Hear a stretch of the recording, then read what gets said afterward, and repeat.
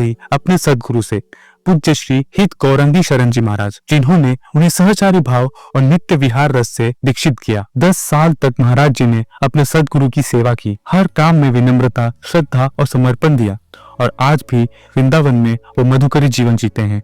एक एक दाने में ब्रज का प्रेम मानते हैं। अनिरुद्ध पांडे से प्रेमानंद महाराज बनने का सफर एक जीवंत मिसाल है प्रेम, त्याग और गुरु कृपा का।